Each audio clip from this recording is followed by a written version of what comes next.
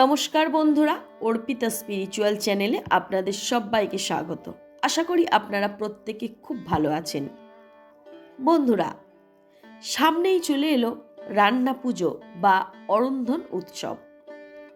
প্রায় প্রত্যেক বাঙালির বাড়িতে এই ভাদ্র মাসের শেষ দিনে রান্না পুজোর আয়োজন করা হয় এবং আশ্বিন মাসের প্রথম দিনে সেই রান্না পুজোর পান্তা প্রসাদ হিসাবে খাওয়া হয়।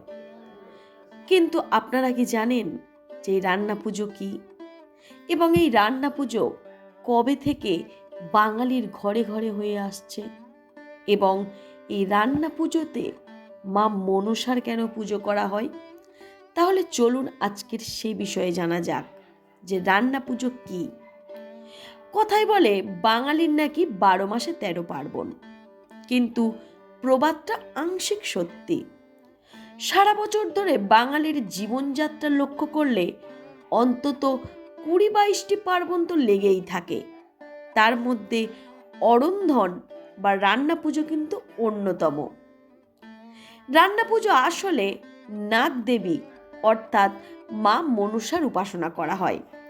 বাংলা ক্যালেন্ডার অনুযায়ী শ্রাবণ এই মাসে হয় প্রচুর বর্ষাকাল এবং এই সময় বঙ্গে প্রবল বৃষ্টি হয় এবং বৃষ্টির ফলে বাড়ে সাপের আনাগোনা। বিষধর সাপের আক্রমণ থেকে বাঁচার জন্য ধর্মপ্রাণ বাঙালি ভাদ্র মাসের সংক্রান্তির দিন সাপের দেবী মা মনসার আরাধনা করেন। দেবীর প্রতীক হিসাবে রান্নাঘর ও উনুনকে পুজো করা হয়। কোথাও কোথাও তো আবার মা মনসারই স্বয়ং পুজো করা হয়ে থাকে এবং কোথাও কোথাও আবার এই মা মনসার মূর্তির সাথে সাথে 5টি সাপের মূর্তিও গড়া হয়। কিন্তু কেন হয়, কি কারণে হয় এই রান্না পুজো? আমি আগেই বলেছি, এই রান্না পুজো হলো নাগদেবী মনসার উপাসনার দিন।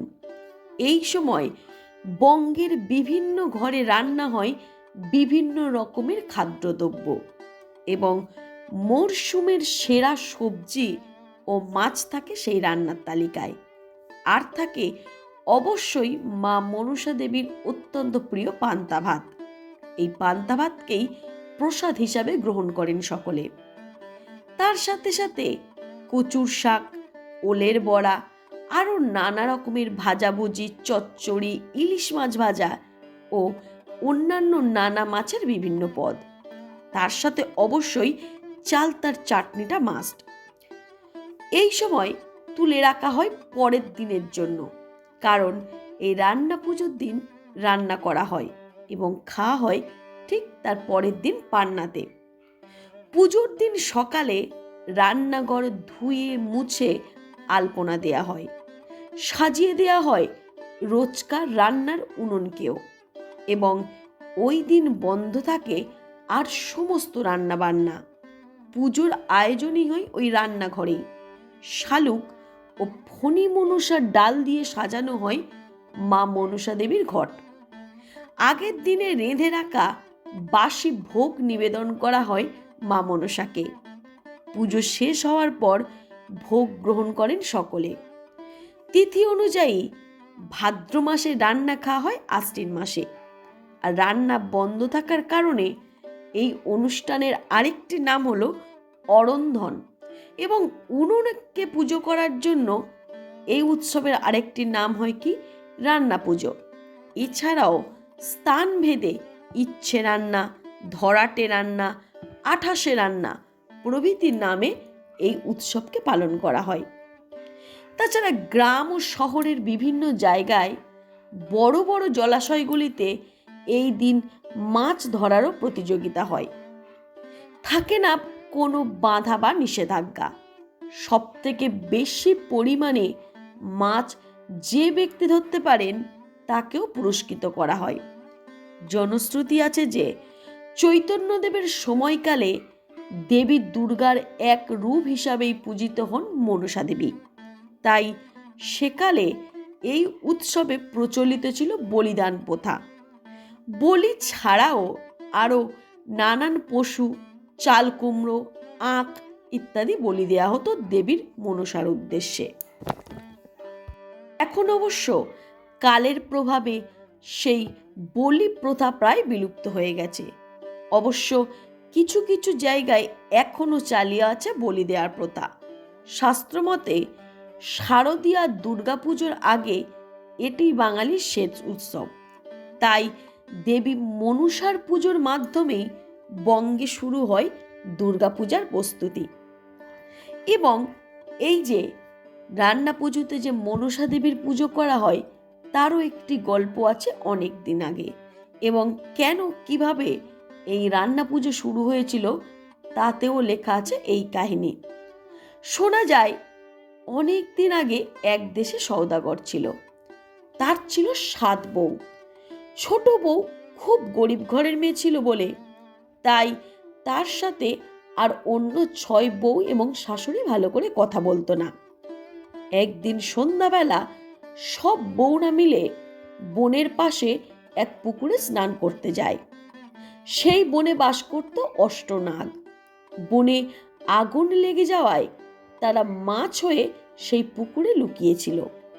পুকুরে স্নান করতে গিয়ে ছোট বউ পুকুরে এক ঝাঁক মাছ দেখে গামছা দিয়ে সেগুলি ধরল।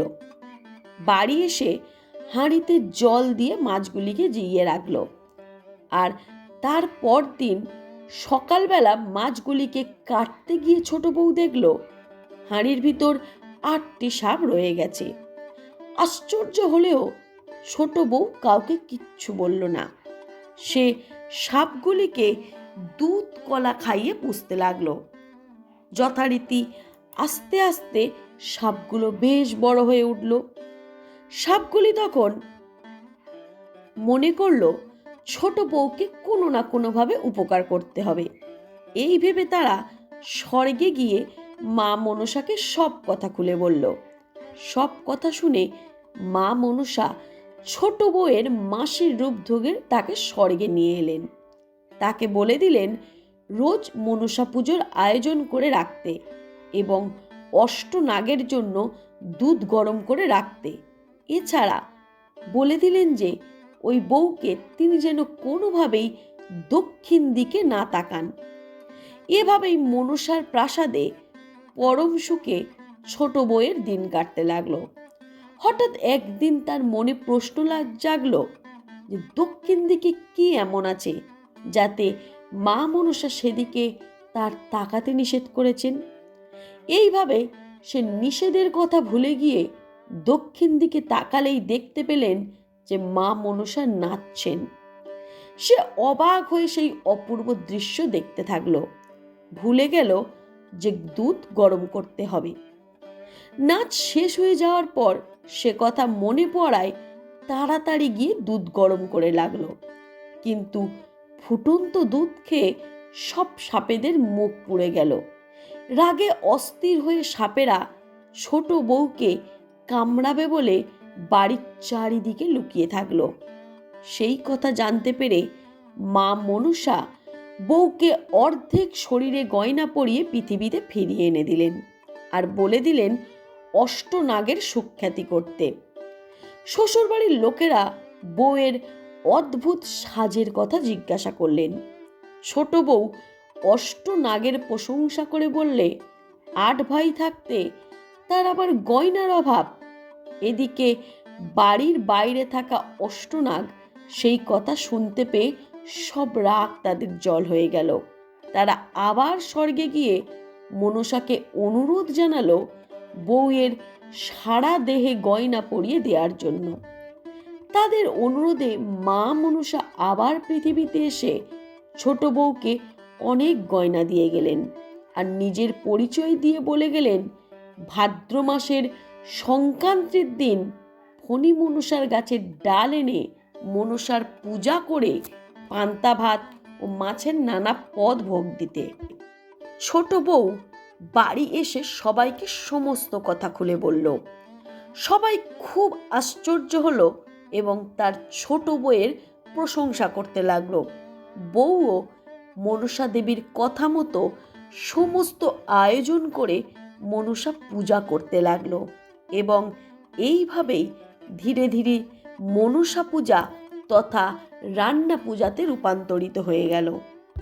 তো বন্ধুরা, আপনারা আজকের এই ভিডিও থেকে এই কথাটা অবশ্যই জানতে পারলেন যে কিভাবে এই পৃথিবীর বুকে রান্না পূজার প্রচলন হলো, কি করে এই রান্না পূজা আমাদের প্রত্যেক বাঙালির ঘরে ঘরে ছড়িয়ে পড়ল এবং এই রান্না পূজার ইতিহাস। তো বন্ধুরা, আমার এই ভিডিওটি আপনাদের কেমন লাগলো অবশ্যই আপনারা কমেন্ট করে জানাবেন। আর যারা নতুন তারা আমার চ্যানেলটিকে সাবস্ক্রাইব করে আমার চ্যানেলের সাথে যুক্ত থাকবেন। আর যাদের বাড়িতে রান্না পূজা আছে তারা অবশ্যই একটা কমেন্ট করে জয় মা মনসা বলে লিখবেন। আজকের এই পর্যন্ত। নমস্কার। জয় মা মনসা।